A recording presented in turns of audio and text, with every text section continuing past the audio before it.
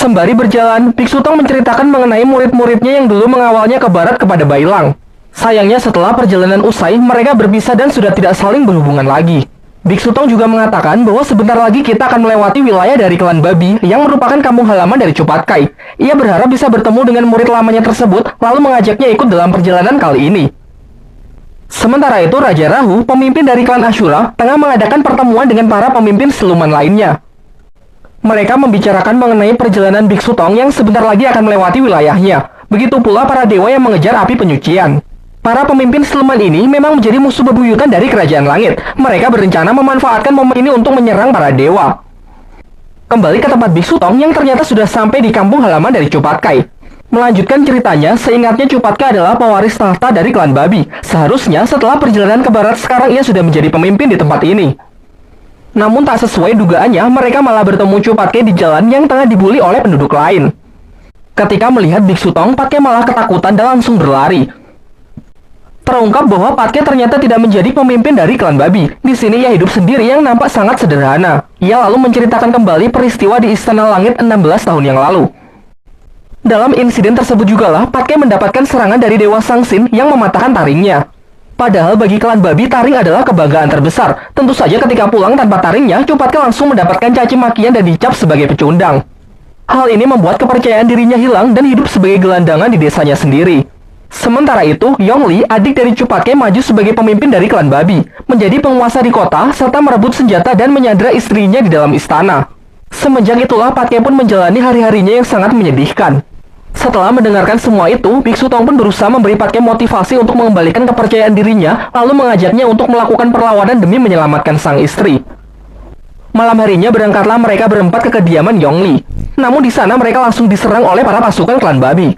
Pertarungan pun tak terhindarkan. Para petarung dari klan Babi sangatlah kuat serta jumlahnya yang sangat banyak. Bailang dan Ause pun terlihat sangat kewalahan menghadapi mereka.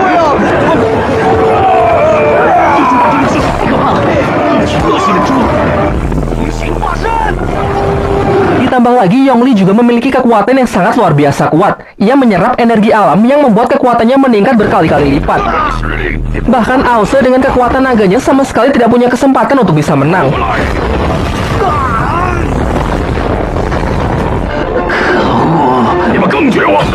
Menyaksikan hal itu, Patke pun mulai angkat bicara. Ternyata secara diam-diam, ia sengaja menjebak Biksu Tong dan yang lainnya agar datang ke tempat ini. Ia telah membuat kesepakatan dengan Yongli untuk memberikan api penyucian yang akan ditukar dengan istrinya. Sontak semuanya pun sangat terkejut dan sangat kecewa dengan Cupat Kai. Namun Patke berulang kali memohon agar Yongli tidak menyakiti siapapun. Tetapi Yongli mengingkari janjinya, tidak hanya menginginkan api penyucian, ia juga berniat memakan daging Biksu Tong. Tanpa memperdulikan ucapan dari kakaknya tersebut, dengan sekuat tenaga Yongli pun maju untuk membunuhnya. Untung saja dengan sigap Biksu Tong dapat menahan serangan tersebut. Lalu ia memarahi Patke yang benar-benar sudah kehilangan kepercayaan dirinya hanya karena kehilangan taring. Barulah setelah melihat pengorbanan dari sang guru, perlahan-lahan semangat Patke pun mulai bangkit. Ia sangat marah karena adiknya sudah jauh melewati batasannya, merebut tahta, senjata, istri, bahkan menyakiti gurunya. Patke yang awalnya hanya pasrah akhirnya memiliki keberanian untuk merebut senjatanya kembali.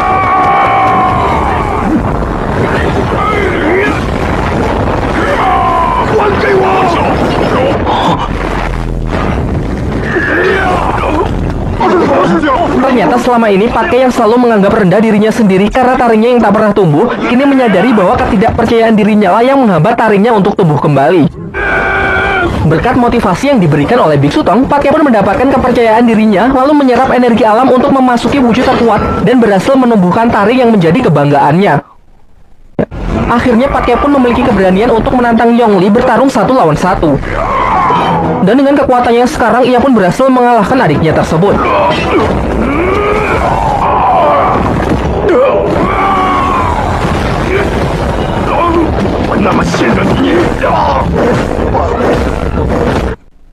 Di puncak pertarungan, sebenarnya Patke berniat membunuh Yongli. Namun tiba-tiba istrinya datang yang membuat Patke sangat senang dan tak tahan untuk memeluknya demi melepaskan rindu selama bertahun-tahun. Sayangnya sekali lagi ia harus menelan kenyataan pahit karena ternyata sang istri menyembunyikan pisau dan berniat membunuhnya.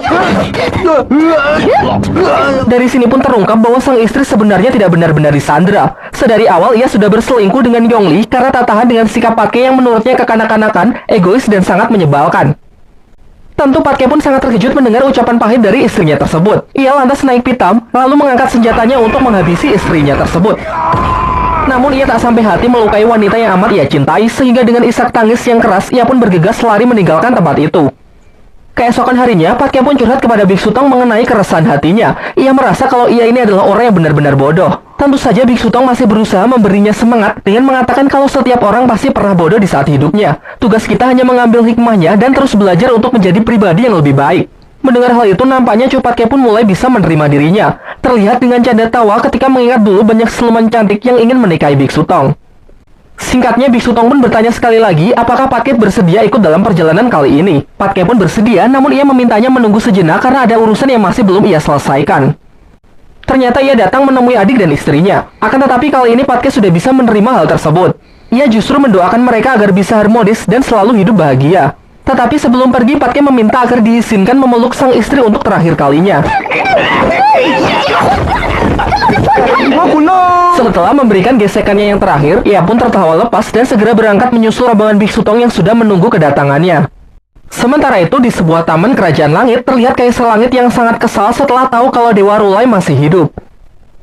Kita kemudian dibawa flashback ke masa lalu, mengingat kembali kejadian saat Dewa Rulai mempergoki Kaisar Langit yang sedang menyerap energi dari api penyucian. Dewa Rulai yang menentangnya lantas berusaha merebut api penyucian tersebut menggunakan kekuatan penuhnya yang membuat pertarungan mereka tak terelakkan.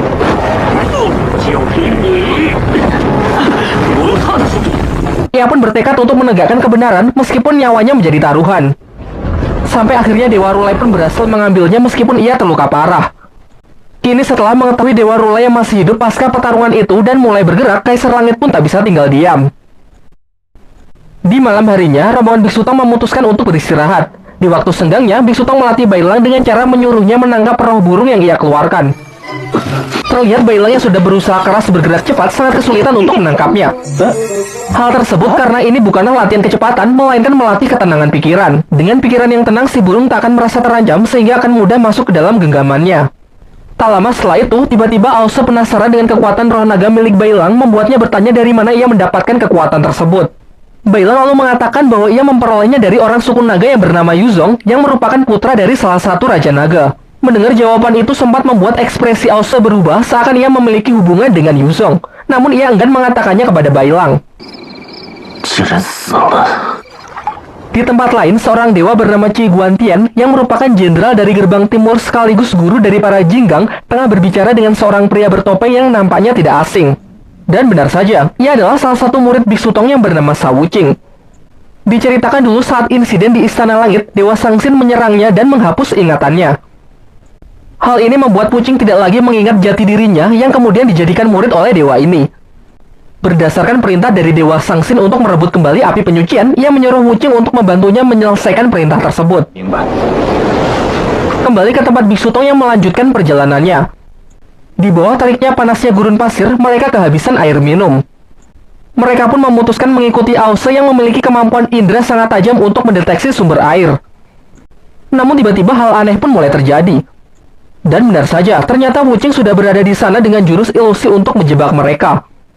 Singkatnya, Biksu Tong dan yang lainnya pun sadar kalau mereka telah masuk ke dalam sebuah ilusi. Lantas mereka sepakat untuk berpencar demi menemukan pengguna dari jurus ilusi tersebut. Namun ilusi ini nampaknya sangat kuat. Setelah berjalan cukup lama, mereka sama sekali tak menemukan dalangnya.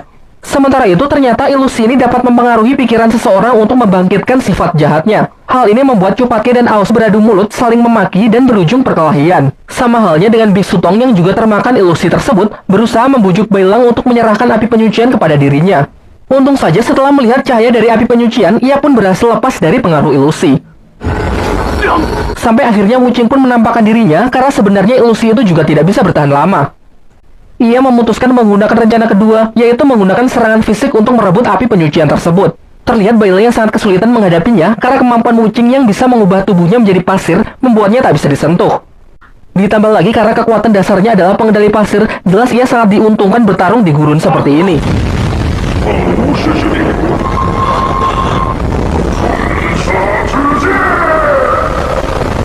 Bailang yang sudah sangat terdesak akhirnya mulai memahami cara kerja kekuatan dari roh naga dan berhasil menggunakannya untuk mengalahkan Wuching.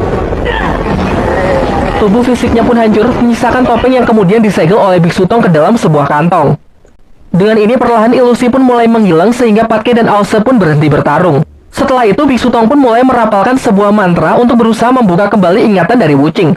Proses ini memakan waktu cukup lama sehingga ia sama sekali tak bisa diganggu. Sayangnya Jenderal Timur tiba-tiba muncul yang memang sudah menunggu momen tersebut. Ia lantas memerintahkan anggota Jinggang yang ia bawa untuk menyerang Biksu Tong. Majulah Patke, Bailang, dan Aose untuk menghadapi mereka.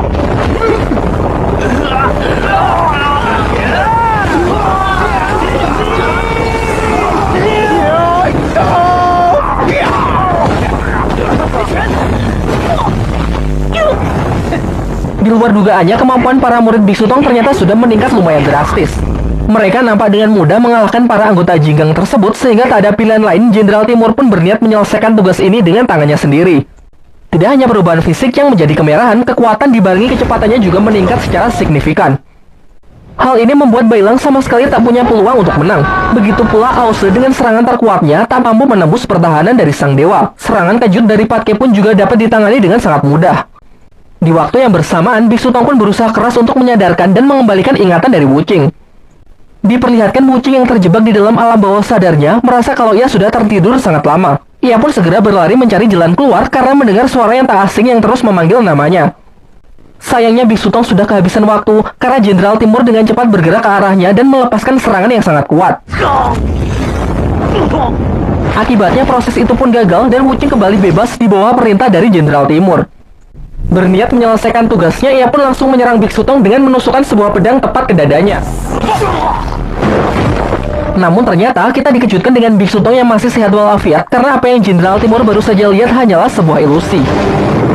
Terungkap bahwa ternyata Biksu Tong bisa menyelesaikan tugasnya lebih awal, sehingga Wuching yang telah mendapatkan ingatannya kembali kini menjadi berpihak kepadanya.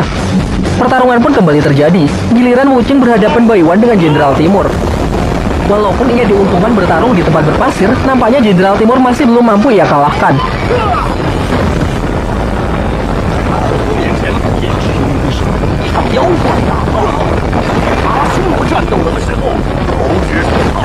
Bahkan Wuching dengan ilusi terkuatnya dapat dipatahkan dengan mudah oleh Jenderal Timur dengan kekuatan matanya.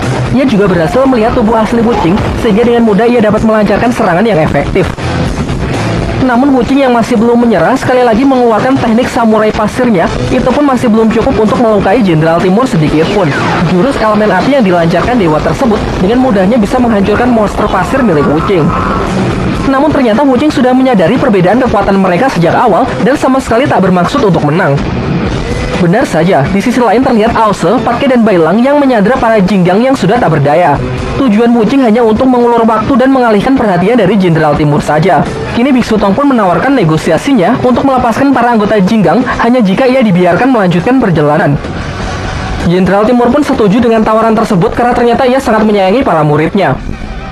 Tak hanya itu, ia juga menawarkan kembali kepada Wuching untuk menjadi muridnya. Namun Wuching menolaknya karena ia lebih memilih ikut dengan Biksu Tong untuk melakukan perjalanan ke barat. Sebelum pergi, ia pun memberikan penghormatan terakhirnya dan berterima kasih atas didikannya selama 16 tahun ini. Setelah kembalinya para dewa ke langit, mereka pun sepakat untuk melanjutkan perjalanannya. Di tengah perjalanan, Wuching pun mengungkapkan rahasia langit mengenai jiwa Sun Wukong yang ternyata masih hidup. Meskipun tubuhnya sudah dihancurkan, namun para dewa menyegel jiwanya jauh di dalam samudera. Seharusnya jika jiwanya dilepas, maka Sun Wukong bisa terlahir kembali. Mendengar hal itu, mereka pun sepakat untuk pergi menuju Laut Cina Selatan demi menyelamatkan Sun Wukong yang disegel di sana.